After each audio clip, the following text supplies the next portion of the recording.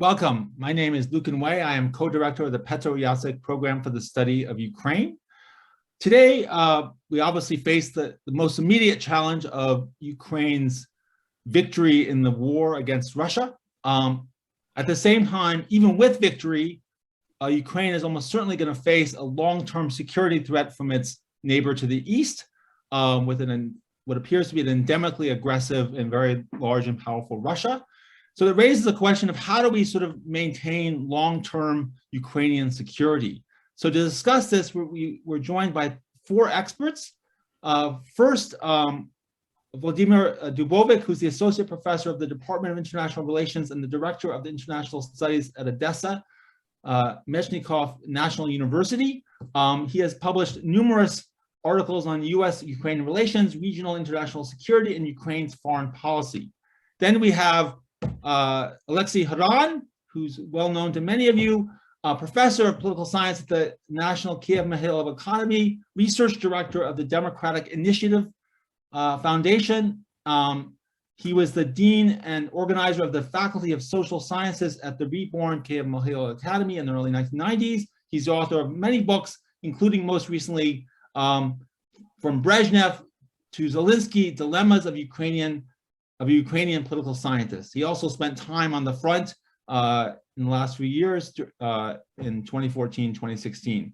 Next, we have Rosaria Puglisi, who's an expert on Eastern Europe. She has written a book called A People's Army, Civil Society as a Security Actor in Post-Maidan Ukraine. She's lived in the region and has been an expert. Also, by the way, unrelated, but I've benefited from her work on oligarchs. Then we have Katerina Zarembo, an associate fellow at the New Europe Center in Kyiv since 2019. She's been teaching at the double degree German and European Studies Master's program and administered jointly by the Kiev-Mogilov Academy and the Friedrich Schiller University in Germany. So to start things off, I want to kind of take us back a little bit to the, obviously the February invasion was only the first invasion, as everyone knows. In 2014, Russia invaded Crimea and Donbass. So maybe we'll start off with you, Rosaria. Can you just talk about what was the state of the Ukrainian security apparatus, the Ukrainian army, and in general in 2014, and what was the response? How would you characterize the Ukrainian response to the first invasion in 2014? Thank you, Lucan, and hello, everyone. Well, in 2014, you can say that, in fact, the army didn't exist. There were 80,000 effectives on the ground, on the paper, but in fact, only 6,000 were deployable and combat ready at the time when the hostilities started. This was the result of a number of different factors. First of all, I mean, although defense reforms had been on the cards since independence in Ukraine. In fact, I mean, it was, as some experts, some Ukrainian experts put it, it was a Dolgostroy. It was one of these sort of permanent building sites, a reform after the other, a lot of plans, but nothing was really accomplished. Why? First, because of course, Ukraine in the early 90s, in the years after independence, it was in the midst of a number of economic crises, so they had to prioritize where resources went.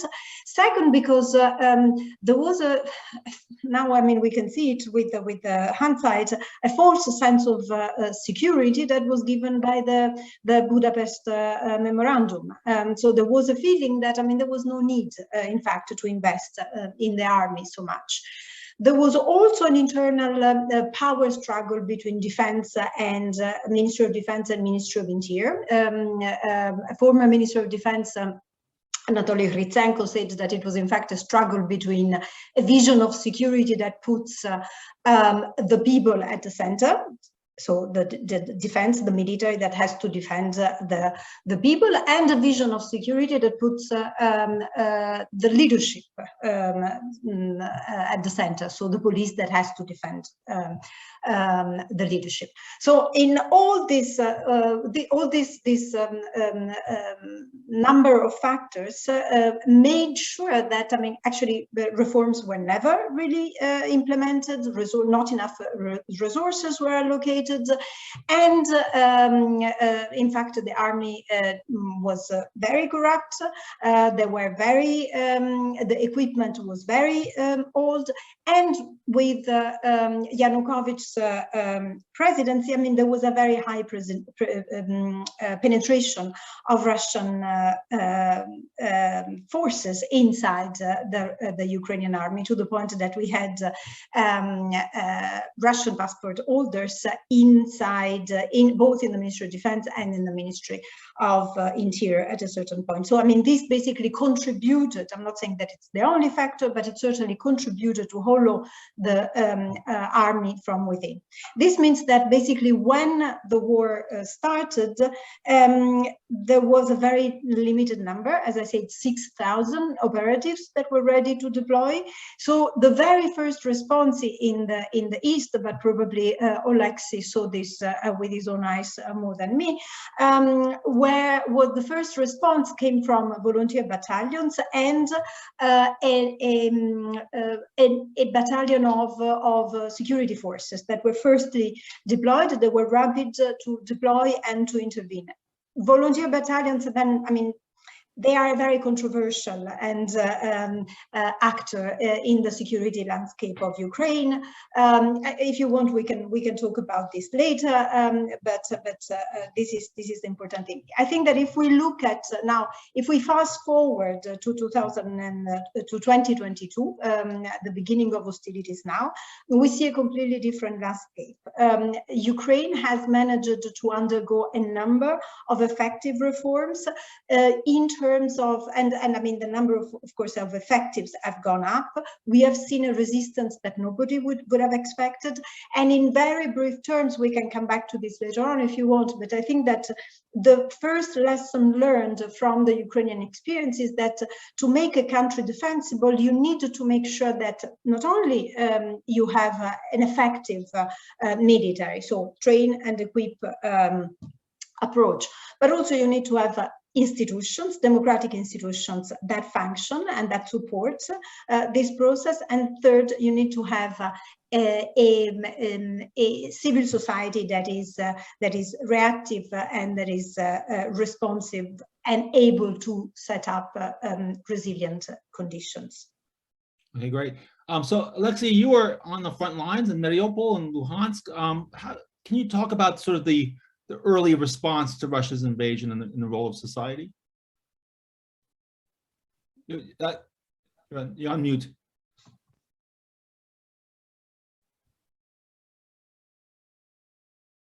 Yes, I will. But first of all, we seem to have, you're muted again. Okay. Okay, let me first add something to what Rosaria has said. Basically, I agree with the description. When we are talking about readiness or not readiness of the Ukrainian army and security structures in 2014, we shouldn't, we should remember that Yanukovych introduced a non-bloc status for Ukraine in 2010, and in 2014, Ukraine had non-bloc status, but nevertheless, it was attacked by Russia. So this would be kind of breach to what we will discuss at the end. So when somebody is proposing, okay, let's Ukraine have non-bloc status, we did have. Okay, it didn't save us from the Russian aggression in 2014. So, and definitely, I would say that Ukrainian army was disoriented by the policy of Yanukovych administration, and Rosaria rightly mentioned the infiltration of Russia at the highest levels of the Ukrainian society. So we shouldn't be surprised that Ukrainian army wasn't ready for what happened in 2014. When we are talking about response, first let's start with Crimea 2014, and definitely nobody was ready for that. And we should, why Ukrainian army didn't react also, and Ukrainian security forces also, one of the main factors is that we didn't have at that time legitimately elected president. We had acting president, and there were very open signals from the West: don't fight, don't shoot, don't shoot. And yes, because Ukrainian army wasn't numerous at that time, so it was very easy to be trapped in the provocation in Crimea, which would give Putin pretext to attack Kyiv from the north. Okay, that's what we were afraid in 2014. And this is one of the explanations why Ukrainian authorities decided not to intervene militarily in Crimea. Sorry, can you expand on that a bit? Just what you just said about the decision not to intervene militarily in response to Crimea. I don't think we quite got that point. Can you just expand on that? So what to explain? Ukrainian soldiers didn't fight in Crimea, right, basically. Right. Okay. So nobody knows what would happen. Yeah, because there are many talks that they had to fight, whatever the orders. But I understand position of Ukrainian leaders, you know, because yes, one of the main dangers that the scenario, Ossetian scenario, could be repeated when Saakashvili actually was trapped in South Ossetia and gave pretext for large-scale Russian intervention. And definitely, yeah, I remember the time in Kyiv. So we were sitting and we were saying, what would happen if Russian tanks would go from the north to Kyiv at that time? So, but when Donbass started, the infiltration in Donbass started, yes, first of all, volunteers reacted to that. Well, in general, I wouldn't say that volunteer battalions were contradictory. No, I think in general, we should stress that, look, this is the response from below. The response from below, people decided to take arms. Most of them came directly from Maidan to the front line. So this was very, very natural reaction. But definitely, because they were volunteers, they were not trained, you know, the random people from every strata of Ukrainian society, very different people, no military training, no military discipline. So yes, there were some controversial things, definitely. But in general, I would call this phenomenon as a phenomenon of patriotism of Ukraine, one of the first demonstrations of Ukrainian patriotism. Yes, some oligarchs like Kolomoisky, they financed some of the battalions, but again, it would be totally wrong to say that it was oligarchic militia. Come on, guys. No. In general, and yes, I met all these volunteer battalions at the front line and spent a lot of time with them in Aidar, Azov, the right sector, very committed people and very different people, from businessmen to intelligentsia, to common workers, and different nationalities. You know, ethnic Russians, ethnic Jews, a lot of them speaking Russians, and a lot of people from Donbass who were saying in the Russian language, we are going to defend Ukrainian Donbass from Putin, in the Russian language, okay? Very soon, by the way, very soon, all these volunteer battalions, they were integrated into Ukrainian army. Because again, in the West, they like to talk about it, that, look, this is guerrilla partisans who are not controlled. No, in several months, all of them were put under the army or National Guard structures.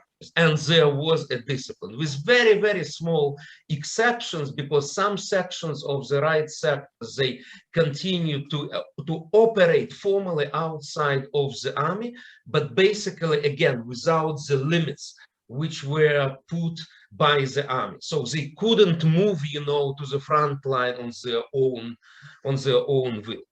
Finally, if we are talking about support from the West, I would say first thing, we remember the javelins started to arrive to Ukraine after Trump was elected, and I believe it was the year 2017 or 2018.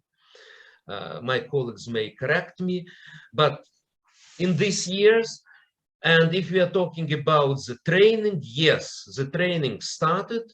It was important, and we do appreciate it. But again, we should remember that both sides were benefiting from these trainings, because the Western instructors, you know, they were benefiting from knowing the experience, the fight experience of Ukrainian army, which was fighting with Russians. And again, by the way, about the role of volunteers and the army itself, the role of volunteers was very important at the very early stages, right? When they came, you know, just come with the rifles and change the military situation. But when it came to the liberation of the occupied part of Donbass, definitely it was the army which started to play the main role, and volunteers became kind of, you know, auxiliary force to that. So the Western training was important, but again, let's repeat that it wasn't enough. And if Ukrainian army was fully trained and fully supplied with the necessary weapons, perhaps we could escape this present war. Unfortunately, it didn't happen. We were asking the West for the more help. We didn't receive it. Okay, thank you very much. No, it is quite remarkable, because I mean, I think, you know, as a political scientist, when you hear about, I mean, I remember going back to 2015 when I heard about, you know, militias, you know, these volunteer battalions, immediately sort of it evokes sort of Sierra Leone and these other places in Africa that are, you know, state breakdown, but that wasn't the case at all. I mean, that, you know, it was the fact that was, I mean, I'm just telling you, you know, in part of the sort of reaction of people like the West was sort of, you know, associations with the term volunteer battalions that sort of, but the fact. No, I think actually the better reaction would, we are talking about volunteers. Yeah. Let's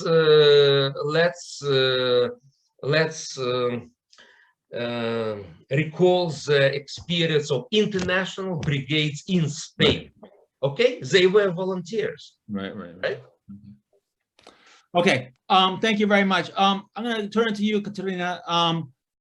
So, I mean, you know, I think when the invasion began, you know, I remember when I was on the media and you know, you saw people putting together Molotov cocktails. I have to say I was, you know, very nervous, because, you know, Molotov cocktails are great, but against the Russian army, maybe not enough. But can you describe sort of the initial response and the role of society and what some people call the sort of 40 million person army in Ukraine in response to the invasion of February 2022? Right. Good evening, everyone, and thank you very much for this question. I think it is instrumental for understanding Ukraine's resistance and resilience, as well as why Ukraine will win, why Ukraine is invincible. This is because, indeed, in Ukraine, it is not only those 7% fight who officially belong to the army, the military, so the official Ukrainian military, Ukraine's armed forces, and its subunit, which is called territorial defense, established by the special law last year. For some reason, well, for the reason it's a new unit in service, it figures as a separate defense military unit.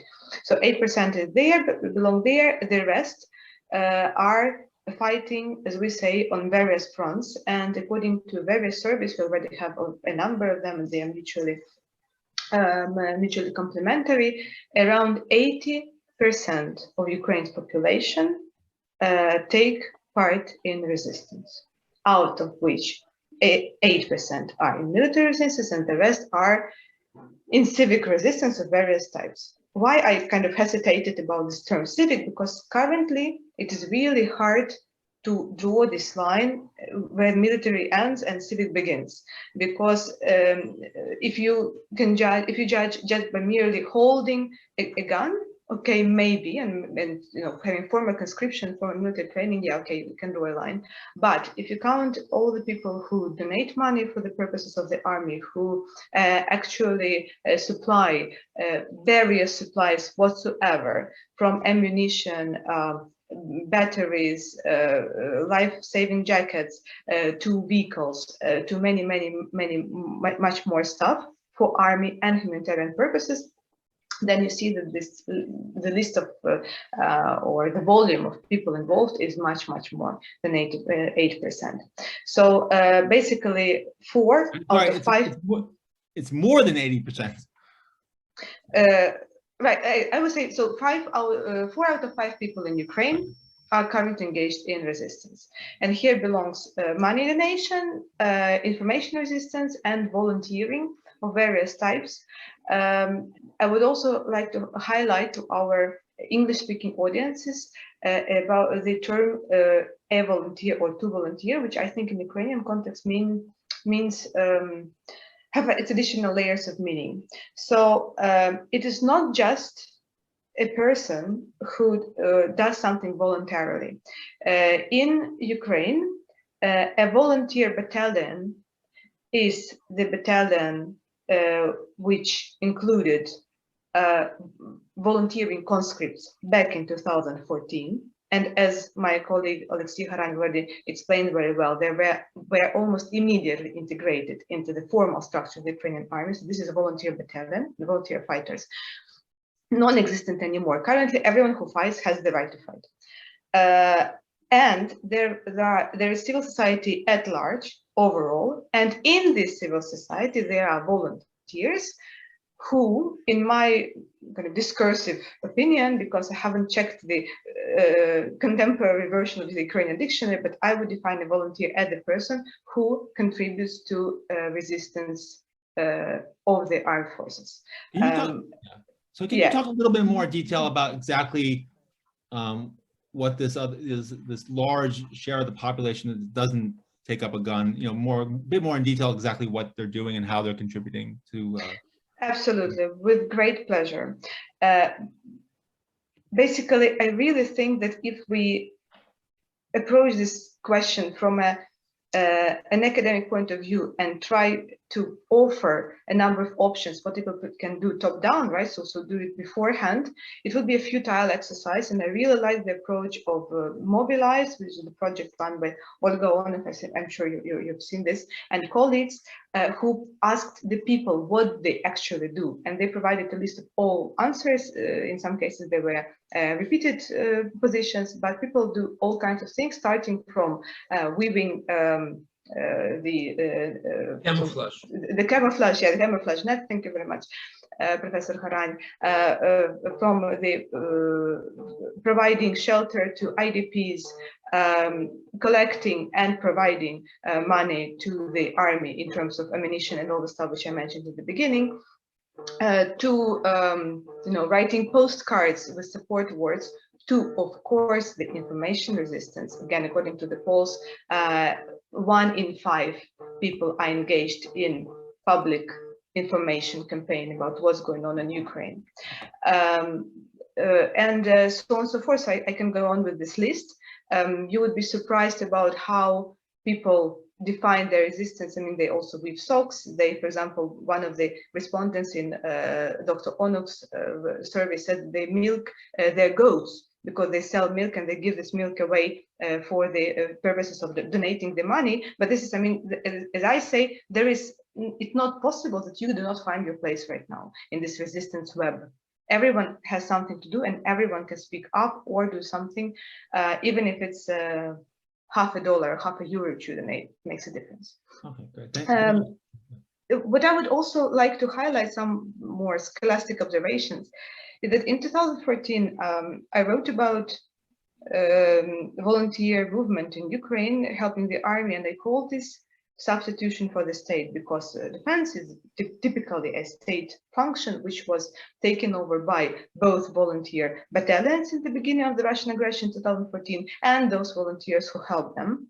I can see that in parts we also see the substituting for the state again, So I think that the Ukrainian state would not, I mean, it would be impossible to deliver everything which is being delivered horizontally, totally uncoordinatedly by the civil society. And it has its own drawbacks, of course, and as a horizontal process. But overall, again, many state functions, including the one of crucial function of provision, is being taken over currently by the civil society. I would also like to highlight that the protest potential, again, has been underestimated by the surveys. So in December 2021, we've seen a survey asking how many people would be engaged in defense and resistance. And I think the answer was around 50%, which would comprise both those who would take up the arms and who would help in other ways. Now we see that this was an underestimated figure, actually 80% or over 80% are engaged. Finally, I have to say that I speak right now in two capacities, as a researcher, but also as a volunteer. I'm saying that my hobby is volunteering, I do this in my free time, various types, also provision and information front. And I can observe that on the one hand, fundraising is becoming more difficult. So the resources dry up. This is a bad sign, basically, for fundraising, and also people start asking questions. But also, where does the money go? Because I've already donated, how many life-saving vests do you need? And you have to explain that actually they tend to also dry up. So you will never have enough, right? You have to have more and more. But of course, questions are being so far behind the closed doors, but raised. Okay, but to which extent the state was ready with provisions before 24th of February? So what kind of a gap are we filling in it? And could this gap have been filled maybe before? But so far, no kind of public outcry or public investigations have been carried out on that. So currently the civil society is more or less united over winning first and then finding out how the preparation had been going on before the invasion, full-fledged invasion, I mean. Right. Yeah, I think I will stop here. Thanks. Thank you so much. So I'm going to turn it to you, Volodya. You're, originally based in Odessa in the southeast. I mean, can you talk about? Obviously, some people worried about the sort of loyalty of the southeast and the military response. Can you sort of talk about the perspective of the war from the southeast and how it sort of played out in ways that kind of both, you found interesting or surprising? Right. I think that I would like to first react briefly on the points taken by my colleagues before me. I'd like to say that, first of all, yes, indeed, Ukrainian armed forces have grown so much and became so much more mature in this almost 8 years since spring of 2014. That's obvious. We never knew how better they became because there was no major test. Now we have this major test of Russian invasion, and now we can attest to how better they become, how more confident, how better tactically prepared. In terms of Western assistance, we shouldn't, underestimate it, and we shouldn't exaggerate it either. The training was useful. I mean, maybe to teach Ukrainian soldiers and officers to do certain things independently and make quick decisions on the battle line, on the front line. Something that Russians are still struggling with, their old Soviet hierarchical vertical of command. Ukrainians were actually moving in smaller units, and basically, specifically in the first part of the war, was very successful because they were actually making decisions on the lower levels, something unthinkable in the Russian army, for instance. Second, the javelins, they were coming from since the spring of 2018. Yes, and some of them came not in enough numbers, but immediately prior to February 24th, they also were given to Ukraine, and then ever since February 24th, such a big number of them that actually, as you know, Americans exhausted their storages. They don't have enough javelins for Ukrainians, and now there is some kind of a new, some kind of a request for those factories producing them to produce more to give to Ukraine.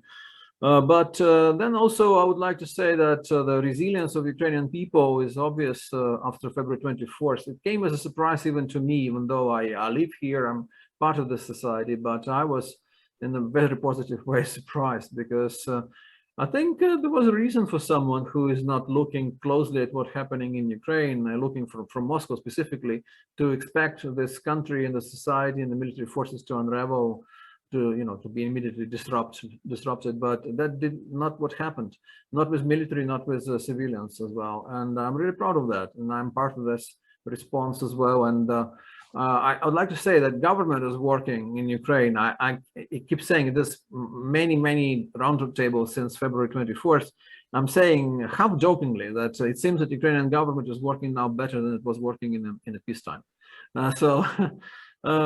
were critical of them often, corrupt, incompetent, something like that, too politicized. But then all of a sudden that's put aside, at least for a moment, for a few, several months, maybe coming back now a little bit slowly. The politicization, but before that, people showing up on work. I mean, everything's working, trains running on schedule, post being delivered, cities being cleaned, the firemen actually putting down dozens of fires on a daily basis, the emergency, rescue workers showing up and saving people. We even have a dog, who is sniffing this hundreds of mines. And I know, Lucan, you have a t-shirt with a Patron the dog on you. I wonder if you're gonna show it to the audience. Yes, that's a lovely one. That's a cute one, but we have more of them actually. Patron was actually just awarded with a medal recently in the presence of Prime Minister Trudeau. How about that? For our audience at the Toronto University. He was there when Patron was awarded. So, I mean, but seriously speaking, everyone was involved. I mean, also there was a shock, and there was a fear, and there was a terror, obviously, especially since we've learned about the horrible things that Russian troops are doing to our civilians in occupied lands. But at the same time, there is amazing resilience. I mean, I didn't see it in us. I mean, and we still have it. It's a test. It might wear off slowly as the war drags on. I'm afraid people are having another wave of anxiety right now. I personally, and I talk to people, and they say, you know what, we're kind of tired and more pessimistic maybe now comparing to the first weeks of the invasion. That could happen. It comes in waves. I mean, I'm hearing from psychologists that this might be happening to us, but so far still, staying together. In terms of what the government did before the war, I think there are reasonable, legitimate questions to be asked about that. Maybe after the war, maybe not in the middle of this war, but definitely after the war, like what was going on. Right now, we're hearing from our government that they were publicly ignoring warnings coming from American friends, for instance, about incoming Russian aggression, but quietly preparing for it. I'm not necessarily buying it. I don't see enough of evidence of them preparing for the invasion prior to February 24th. And also, definitely, the public wasn't prepared. The public wasn't told what to do if Russians come in big numbers in your towns, in your cities. Where do you go? Well, what do you grab? Which particular direction? What's the evacuation point? I mean, of course, Zelensky was sounding through the February of this year as I don't want to sow panic in our society and so on. But and that's bad for economy. But look, the full-scale invasion is even worse for economy than a little panic in February of this year. So. And then smaller things, tactical things, like basically we can be sure that most of them, civilian government and military command, were expecting Russians to come in Donbass, and they didn't, and therefore the approaches to Kiev were not properly built. I remember several journalists from various American newspapers just prior to the aggression traveling between Kiev north to Belarusian border, and they say we don't see any Ukrainian troops. How that could be? We already knew that Russians have a lot of troops accumulated on that border, so it was clear to understand that they might try to run to Kiev, and they did. How come there was no enough of Ukrainian troops?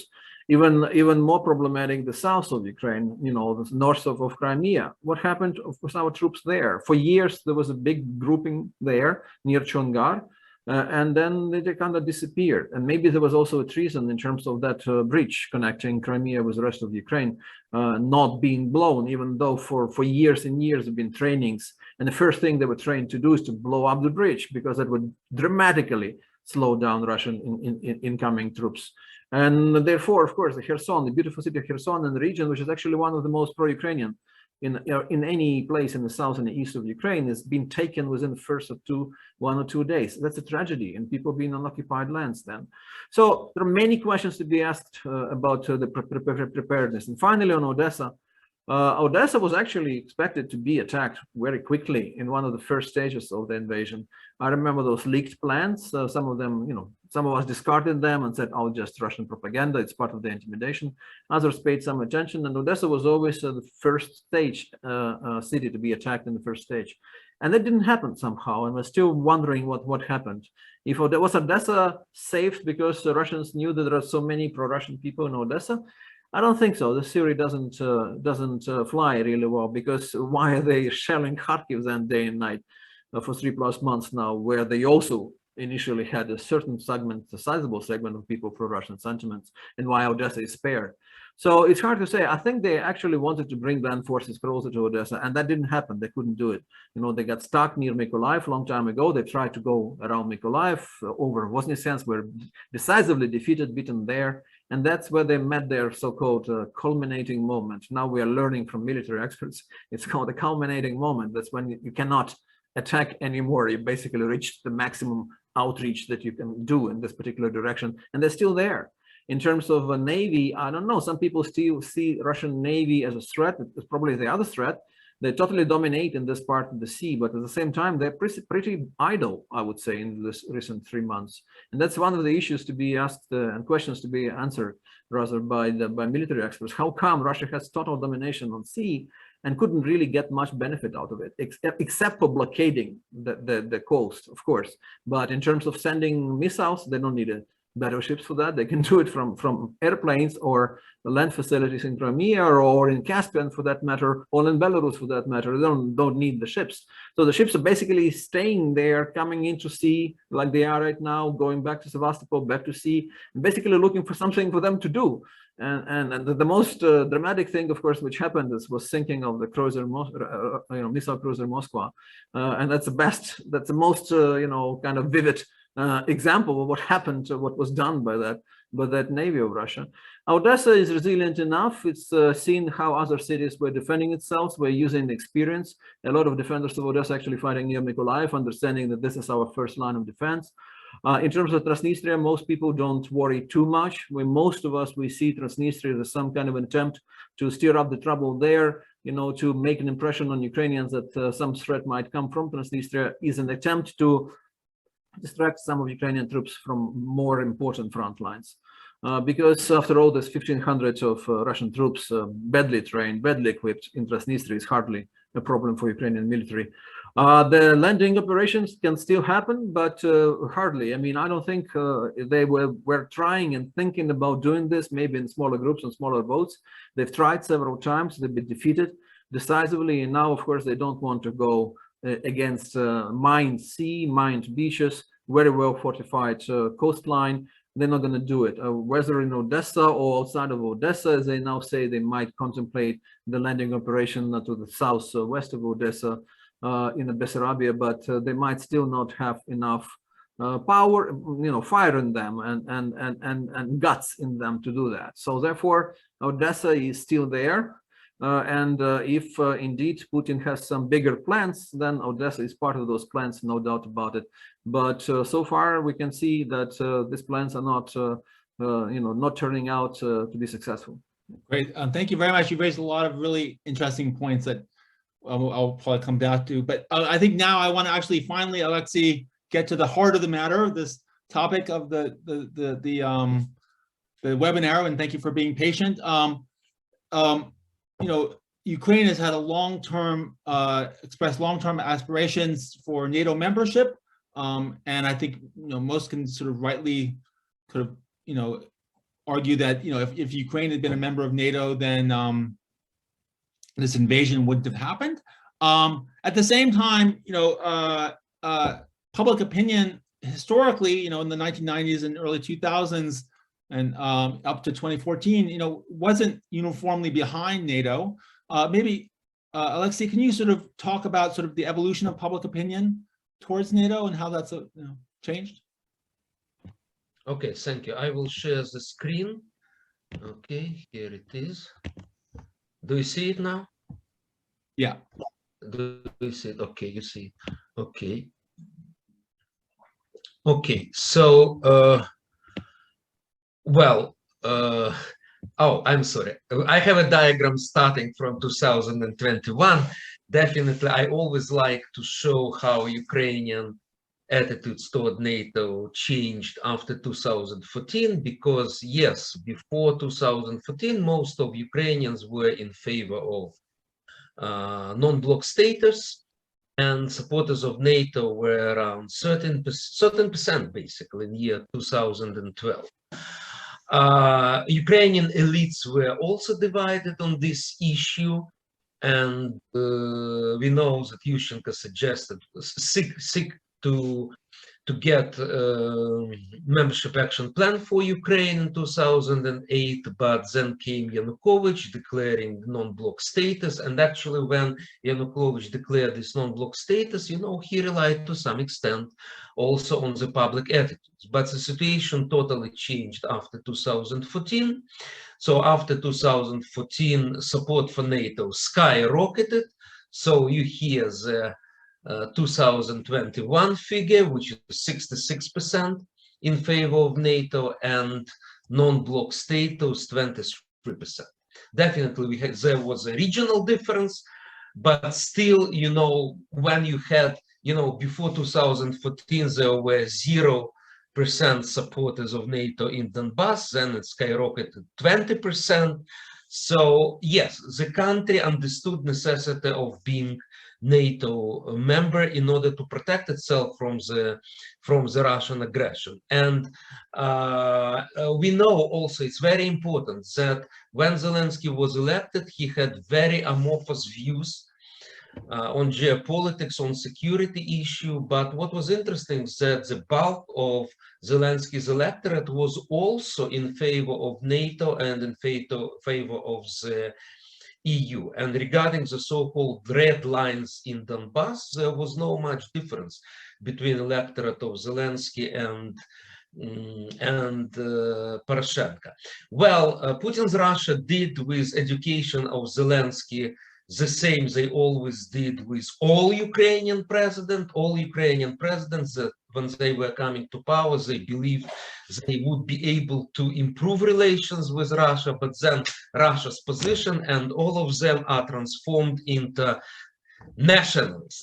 And as then Russian propaganda said, that Zelensky is worse nationalist than Poroshenko, because Poroshenko is open nationalist and Zelensky, you know, is a tricky, you know. Now they have this myth about, not myth, but propaganda about Ukrainian Nazism, which is worse than Hitler's Nazism, because Hitler's Nazism was open, and here in Ukraine we have Nazism which is, you know, which is in colors of democracy. Okay, so what happened? What happened actually after the war? Definitely the number of those who supports NATO increased. I'm demonstrating to you the results of our face-to-face poll, so which was done in the west and center of the country. So unfortunately, that's why, because it's face-to-face poll, it was limited to west and center of the country, because it wasn't possible to conduct face-to-face poll in the south and in the east. But our colleagues from different institutions, they conducted phone polls, and basically the results basically are the same. So you see that the predominance of Ukrainian accession to NATO, the failure of non-bloc status to less than 3%, and we provided new option. You see this line which started in February, non-bloc status, but with guarantees from the foreign states. And those people who are in favor of it are 13%. Okay, so we know that this status actually was discussed at the beginning of the talks of the Istanbul. So when Ukrainians are facing the alternative between joining NATO and non-bloc status with guarantees, so you see the difference. So, and I think that Ukrainians feel this difference much better than the Western politicians who are sitting in the safe places and thinking how to save face to Russia. So yeah, again, as to look, politics is the art of the possible. So we understand that if the West doesn't want to provide real guarantees, I mean NATO security guarantees to Ukraine, we cannot do much about it. Unfortunately, there were many examples in history after the World War II when the Western politicians showed their guts and political will. When the West Germany was accepted to NATO, the boundaries of Germany, international boundaries, were not recognized. Okay, the Germany was divided, and the main West German opposition, Social Democrats, were strongly against. They were in favor of neutrality. So there was a split of public opinion and political split within the Western Germany society. But nevertheless, the West Germany was admitted into NATO, and moreover, the NATO umbrella was over the West Berlin as well. So this is important to remind. Again, we had previously, there were examples when there was a threat of the Soviet aggression to NATO, to Turkey. So what was the reaction of the West? To involve Turkey into NATO. The threat of Soviet intervention in Greece, in the civil war in Greece, again, Greece was accepted into NATO. So at that time, you know, the Western politicians strongly made their choices. Now we don't know. There are so many excuses, and we see that even providing no-fly zone in Western Ukraine on limited scale, you know, appears to be the problem. So basically, this leads me to the question: if we are discussing non-bloc status with guarantees, what kind of guarantees can we expect from these states, and who will guarantee it? Israel, Turkey, Italy, Germany? You know, there are many questions. So theoretically, I can accept non-bloc status, but with real security guarantees. But I am very skeptical about this kind of guarantees which may be provided. So my point is that while discussing the different alternative security options, the present Ukrainian government shouldn't put aside the NATO option. So we shouldn't limit ourselves in the security policy and in the sphere of diplomacy. But again, we'll see what will happen. And we understand that not all depends on Ukraine. A lot depends on Western countries, different Western politicians. Yeah. Okay. So Ukrainians are demonstrating on the battlefield what they can do. Now it's a question to those who are sitting in the offices in the main European and also transatlantic capitals. Thank you. Great. So Rosaria, I'm going to turn it back to you. I mean, what are your thoughts on Ukrainian NATO expansion? I mean, expansion of NATO to Ukraine. I mean, you know, especially given the fact that I mean, am I right? My gut, sort of, not as an expert in this, but is that it seems unlikely, especially during the war, that NATO would expand. You know, what are there any sort of kind of even semi-satisfying security arrangements outside of NATO? Well, I mean, this is a very, very difficult question. First of all, I have to say I find it a bit early to discuss about security arrangements, because my impression is that any security arrangement will depend on the outcome of the combat operations. So, I mean, we will see what international partners are prepared to do when the situation is a little bit clearer on the ground. And also, as the rest of Oleksi's survey shows, at the moment, there is very limited room for maneuver domestically because, and I'm not saying this whether this is good or bad, right or wrong, but it is a fact that there is it's very difficult to find some kind of room for compromise. I mean, the level of Ukrainian commitment is such that there is very little on the Ukrainian side to give away, and at the same time, I mean, from Moscow there is complete unwillingness to have a conversation. So I'm afraid that for the time being, everything will be decided on the battlefield. So this is the first point. And I mean, the decision of the international actors will come as a result of that. I also have to say that, I mean, the points, the references that Oleksiy made to Western Germany, to Cyprus, to Turkey, I mean, everything is context specific. And I mean, this is applies to all international organizations, to NATO, to the EU. There are some principles. I mean, generally, there is a very strong reluctance, both on the side of the EU and on the side of NATO, to basically get involved in security situations that are very dangerous. And this is also why I know it's very painful for Ukraine, and it's very disappointing for Ukraine to hear that the international community does not want to get engaged militarily in Ukraine, even providing the security from the skies. But the concern, and again, I'm not saying whether this is good or bad, but we need to understand the way how the international environment functions. I mean, the fact that Moscow has nuclear weapons and has threatened very explicitly to use them. I mean, nobody has the certainty that these weapons will be employed, but the very fact that they are a factor in the process of decision making, this is something basically that discourages international leaders. I don't think that anyone would want to have it on the record a responsibility for triggering a nuclear conflict.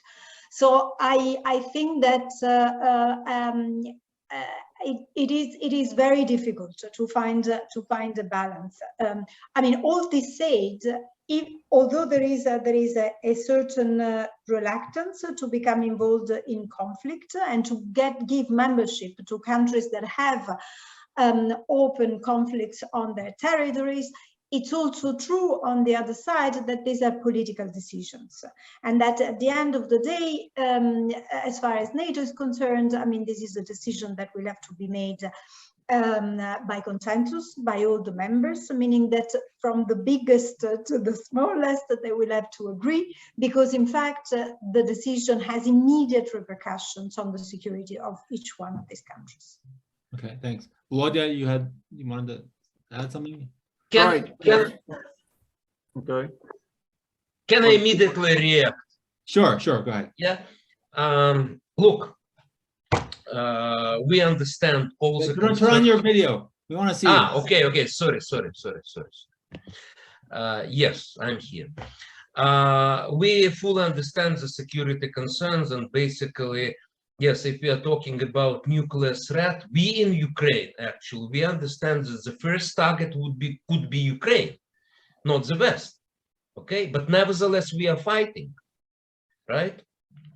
And there are things which the West could do right now, supply of weapons. I just came 2 days ago. I was on volunteer mission to Donbass. We brought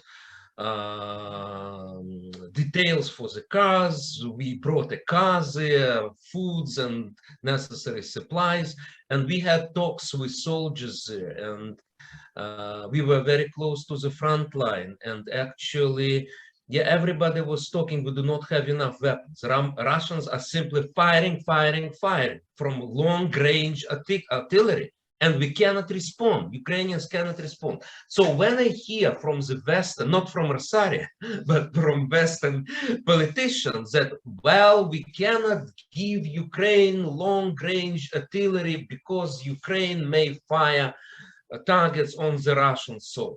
What will happen when Ukraine will reach the line of February 23rd? We are afraid that then Ukraine may attack Crimea. And look, guys, now we are talking about Russian offensive in Donbass. We are not talking about liberation of our territory. We needed to defend Severodonetsk, to defend Lysychansk, to defend other cities. We need long-range artillery right now. We were not supplied. The jets didn't arrive. We have problems with air defense system. We have delay in supply of long-range artillery. So that's what we need right now. It's not about NATO. It's about what can be done here and there. And just one more example, okay? I understand that NATO membership is tricky. It can be postponed, can be decided after war ends, well, maybe discussed. But what we are waiting right now, we are waiting for a very clear political signal to the Ukrainian society from the EU. Candidate state, it's not membership. It's candidate status. And what we hear that some Western capitals, they are thinking about providing us the status of candidate to become candidate. Okay? So if Ukrainian plea would be rejected, this would be huge demotivation to Ukraine, and it will show that Putin is having upper hand. And you may imagine what Putin will tell, that the West doesn't need you. So we are not talking about NATO right now. So this is the first thing that we need to receive candidate status. And still we have these discussions in European cabinet. Okay, sorry. Okay, Volodya and then Katerina, you both. Right. Well, two things. First, to react to what Rosaria said and Alexei said. First, Rosaria, I absolutely agree with you when you're saying that the outcomes and outlines of the security arrangement would definitely depend on how the war ends and where does it end. And not only in terms of the position of the West, of the NATO member states towards this idea of Ukraine joining NATO, but also in terms of what Russia will have at the exit point. You know, is it diminished? Is it really, you know, humiliated or not? Is it weaker? Is it stronger? You know, so probably not stronger because they already invested so much of their potential into this war. And then also Ukraine's position will depend on how the war ends, of course, because already within this war, we've seen several fluctuations and several waves in terms of position of the Ukrainian government. Even before the February 24th, Zelensky was saying that we are ready to entertain this idea of you know, non-aligned status. Ever since the war started, he didn't backtrack on that, and even in Istanbul round of negotiations, as we remember, Ukrainian delegation was ready to talk about this neutrality thing. But after that, it was kind of forgotten and buried much deeper here in Ukraine. Zelensky is not talking about it. No one, if he's in the circle, talking about it. Why? Several reasons. Ukrainian troops were on offensive after Istanbul rounds, so we got more confident. We got more new weapons from the West. The West started talking about Ukraine winning, you know, and Russia being weakened, and so on, and Americans in particular, if not the entire West.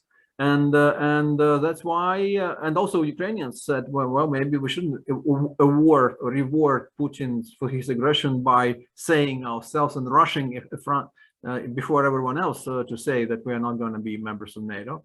And also Bucha happened, and many Buchas happened, which really increased the amount of anger in the society towards what Russia is doing, and therefore changed a little bit the narrative within Ukrainian society about the membership within NATO.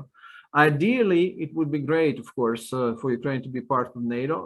Strategically, yes, we would rather be part of this collective security arrangement, but right now we understand we're not going to get there anytime soon, put it mildly. We don't have any clear path to that. So therefore, we need to think about alternatives. And like Alexei, I also think that the probable security guarantees coming from particular countries are not going to work. They're not unconvincing. I mean, we might get in the end even something even worse than Budapest Memorandum. So therefore, I don't think so. I mean, and already countries been mentioned who said we're ready to give you security guarantees, and you know what? No, they couldn't. And the countries who actually could, they're not rushing with the statements like UK, like US, who actually can give us some security guarantees that would be efficient, viable, and you know, decisive. But they're not rushing to give those guarantees because they would understand their commitments they're taking on themselves. So therefore, there is another scenario, which is the Ukraine becoming a militarized power, prepared for further Russian aggression in the future. I like and dislike it. I like it because it gives us, you know, way forward. If not NATO and if not security guarantees by some other countries, then what? Would we be always at the mercy of Moscow? No, we can become a militarized country. So we should definitely reject two positions from Russia's two demands: demilitarization of Ukraine and disconnection of our ties with NATO. Those two should be actually prioritized and double down on. We should be more militarized. We should have bigger army, more prepared, better funded, getting weapons from the countries, not necessarily NATO as an alliance, but particular countries who want to support us. We can get the weapons and the experiences right here. We're gaining this experience with every day of this war. And therefore, Ukraine becoming a much more militarized country, capable with some support from particular countries to fight back Russia. If we see the window of 8 years between 14 and 22, how much better Ukrainian troops have become, imagine another 8 years. And if we are persistent in walking through that way, you know, becoming more militarized. I mean, there are setbacks and drawbacks here. Like, for instance, if you turn country into a more militarized country, that means that there will be less budget for, say, healthcare or education. And it could be detrimental to Ukrainian democracy too, because the more militarized the country is, the more there is a risk, there is a danger of the country being not democratic or sliding away from a democracy, which is a good thing that we have here. And we say we're fighting for democracy, and we do. Yeah, so this is not without minuses and disadvantages, this scenario that I'm drawing right now, but it's most realistic, because no, we're not going to NATO anytime soon, let's put it mildly again. And no, we are not getting any viable security guarantees. Why would the countries, like even the best friends like UK and US, be prepared to send troops immediately the next time Russia attacks us when they are not prepared to do it today? What might change? No, nothing will change. That the priority for them would still be avoiding the direct confrontation with Russia. And with European Union, yes, unfortunately, we're not getting even this candidate status, which is a big deal. But it's interesting, actually, because we are getting the most opposition on this issue from the countries who are very supportive of us in terms of providing weapons. So that's Denmark and Netherlands. It's interesting. They say, okay, we're going to get you the weapons. We'll support Ukraine, your territorial integrity and sovereignty. We want to do whatever we can to help you find the Russians. But it doesn't mean that we're going to go give you a green light on the European status, because it's different process, it's different track, maybe parallel track, but it's different track. So wait a minute, there are criteria there, and Ukraine just doesn't fit them. So, which makes Putin really happy, because Ukraine is not going to NATO and Ukraine is not going to EU. Right. But the future of Ukraine will be decided at the battleground. Yeah. Right. Okay. Thanks, Volodya. I mean, it's interesting.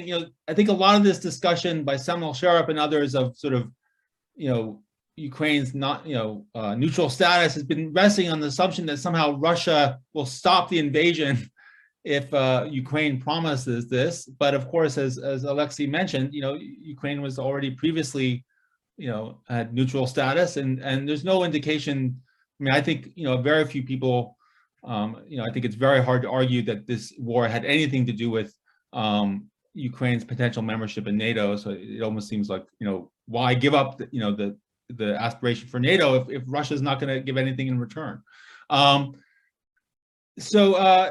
Katerina, you had something you wanted to add. Yes, thank you. I also have a number of comments. I would just pick up several points which are voiced by my colleagues, and I'd like to address them. Speaking about provoking Putin to use the nuclear weapons, I think this is a very important topic and a very erroneous logic, because if we remember the discussions prior to the 24th of February, many experts and analysts did not expect Putin to attack, because somehow they were counting it rationally and thinking about the fact that he would lose also many things. So he would lose people, he would lose economic gains, and so on and so forth. It is costly and so on and so forth. And no one ever provoked Russia into full-scale aggression. The same regarding nuclear threat. I mean, unless you are Putin, you cannot trigger a nuclear threat, a nuclear blow, a nuclear war. Russia, the Kremlin only understand the language of power, and the further there is appeasement, the more threats will emanate from Russia to the world. Not to underestimate it.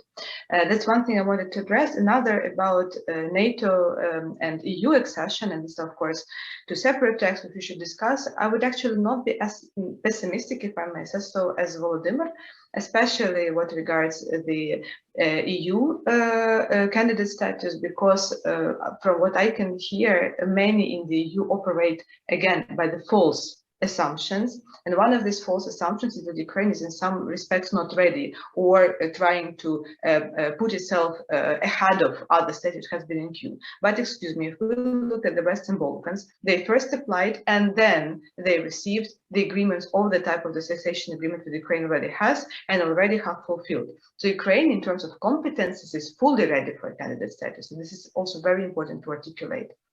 I'm not sure whether Ukraine will receive the candidate status this June, when we would expect to have it, so it's to be announced 23rd, 24th, but there will be more sittings of the European Council. And I think the Ukrainian modern history, the history of Ukraine's independence, shows the things which were considered to be impossible sometime in the not so recent past, they actually become possible by Ukraine's perseverance. I'm positive that Ukraine will receive the candidate status. The question is when, and again, how many, what the price is, right? How many more lives we will lose by then. Yeah, right, I will again stop here. Great, thank you. I want to sort of touch on an important point made by Volodymyr, about the militarization of Ukraine. I mean, I'm curious what you guys think about sort of this sort of idea of sort of the Israeli model, which I've heard sort of raised, frequently. I mean, maybe I'll ask you, Alexei. I mean, do you see sort of Israel as a kind of model for Ukrainian development? Because after all, I mean, the most important security guarantee is going to be sort of the strength of the Ukrainian military, and obviously, Israel has quite a strong military. Is that something that sort of resonates to you? You have to turn on your. I cannot fully embrace Israeli model, because we know that many people, the left, center left in Europe, they're criticizing Israel. The third world is criticizing Israel. So, and we know that when Ukraine is compared to Israel, you have a stormy reaction, to that. But in reality, I think not only Israel, but also, we need to prepare to live on the front line. Western Germany lived for decades on the front line. South Korea is living, by the way, under the nuclear threat. Israel. So we need to be prepared for that. We cannot live, as we lived before this war. Again, there were many warns that it could happen, but really nobody believed that it could happen. Rationally believed that it could happen, and it happened, unfortunately. Okay. Katerina, go ahead. Very quickly on Israel's example, indeed, this is a controversial example, but what I would strongly support in Ukraine is a universal draft in terms of both military and civic resistance capacities. And I think here the Israel example can be very worthy. Okay. Yeah, Rosaria. Hi, I just wanted to make a little comment, not on the specificity of the Israeli model, whether this is wrong or the correct one for Ukraine. But what I'm saying is, what I wanted to say is that Ukraine will need international partnership for a very long time. This is because, of course, the war is not going to be resolved very quickly,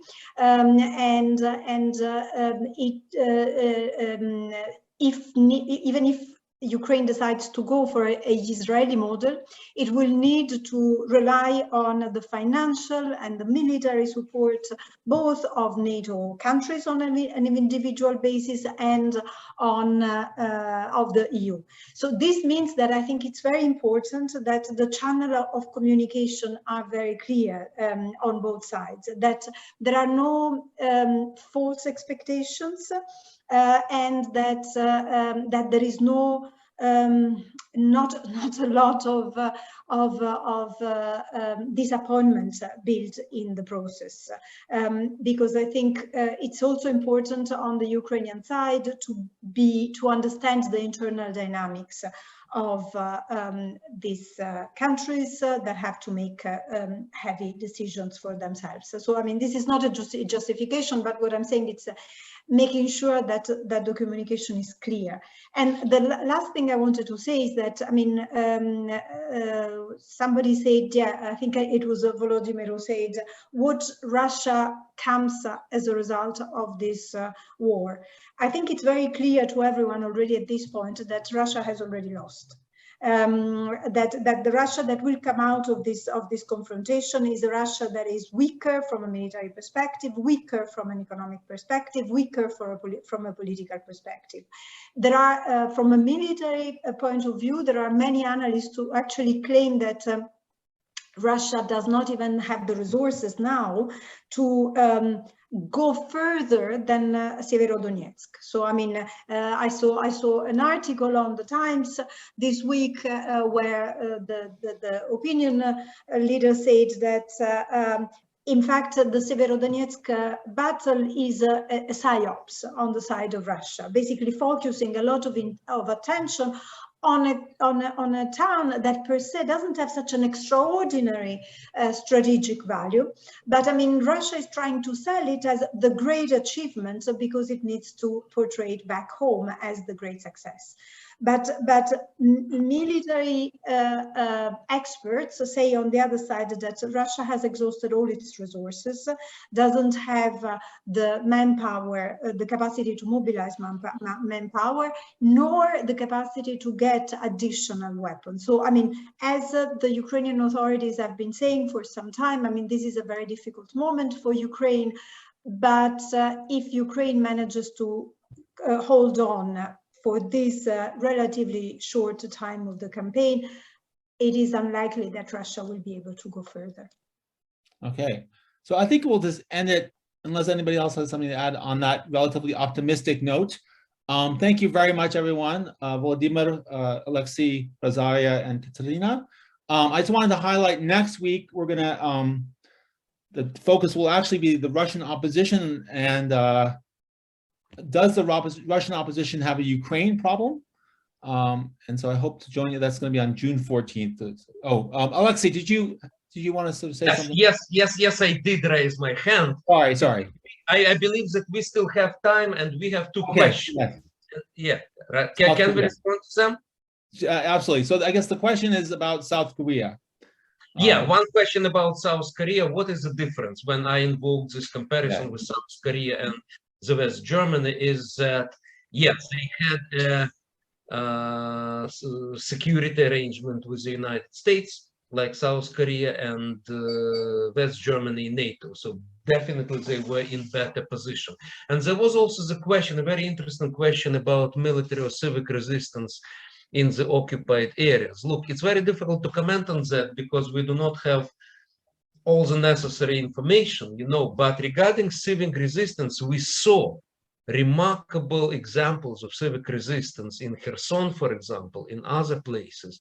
But look, Russian repressive machine started to work. You know, people are under repression, people are hijacked, tortured.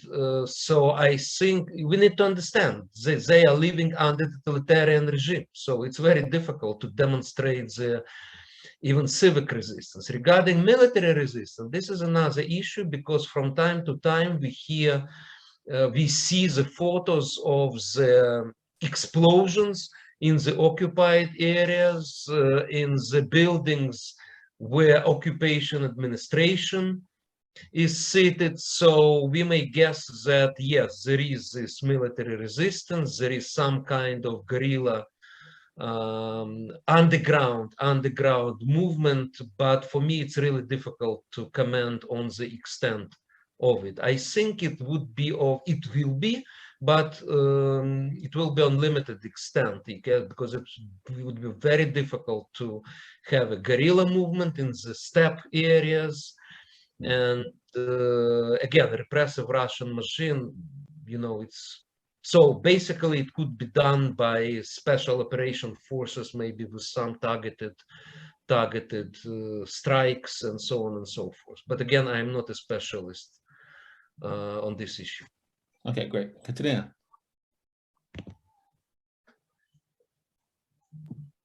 I would also like to address the question about civic resistance. Indeed, a very interesting question.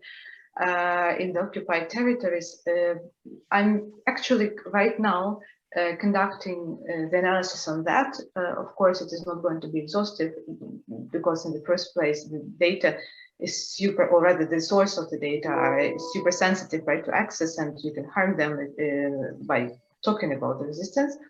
I'm trying to find some proxy ways, but basically my task is to compare the resistance in the occupied territories of the Donbass since 2014 and in the newly occupied territories like in Kherson. And what I can see, that basically civic resistance exists in both territories, though we know little about it for the reasons which Alexei mentioned, but also not only.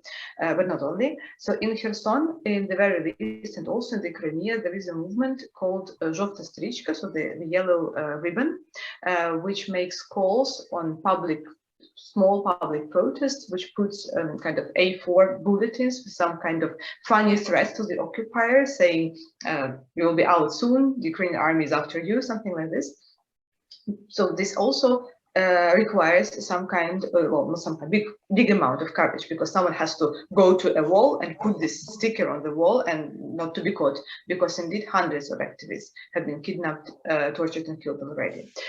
So resistance exists. The extent of it, we don't know exactly, but it does exist. It also exists in the Donbass, and I mean the territories occupied in 2014, 2015. We know very, very little about it, because my assumption is that the public opinion somehow discarded the territories as, so those who left the territories, they were probably pro-Ukrainian, they started living from scratch, and those who remained are not making any resistance. This is not exactly true. From various covert sources we know that people did resist there, some very silently, just saying to their friends on the phone, okay, so I'm here to greet the Ukrainian forces with flowers, someone has to do it. Others not so silently, but of course this is very, also it can be very dangerous and traumatizing for them. So just in January 2022, so this January, there was an article published about a young woman who has been in this resistance, basically in her case, solitary resistance for a number of years. She drew Ukrainian flag, Ukrainian colors on the walls and left marks saying "Мы є," which stands for we are, right? We are there. And even if this is a small number of people, you have to understand, as Alexei said, you are under totalitarian regime. So this small amount matters a huge deal. So yes, civic resistance exists in all occupied territories of Ukraine. Okay, thank you. Thank you for that intervention. You're absolutely right. Okay, so without further ado, I think we'll wrap it up there. And thank you again to Katerina, Rosario, Alexei, and Volodymyr. And thank you for a stimulating discussion. Oh. Yeah, this is exactly after your words of thanking us. So we need to thank you, Lucan, for organizing this event. We are a wonderful team, Larissa and Ola, and Monk Center. So we are very thankful to you, as well as that we are thankful to the audience. And support and Canadian support. This is really important. It do matter, and you all may become volunteers. Oh, by helping you, by donating to Ukrainian IDPs, to Ukrainian army, and helping Ukrainians who are coming to Canada right now under this difficult situation. And we do appreciate your help. Thanks a lot. Thank you. And I just want to iterate a point made that by Katerina, that I do worry about sort of, the fatigue, Ukraine fatigue in the media, and I think it's just really important to do whatever we can to keep Ukraine at the center of the news and the center of people's attention. And I appreciate your efforts, all of you, in doing that. Okay, well, thank you so much. And please join us next week for a discussion of the Russian opposition and Ukraine. Okay, thank you. Bye-bye. Bye-bye.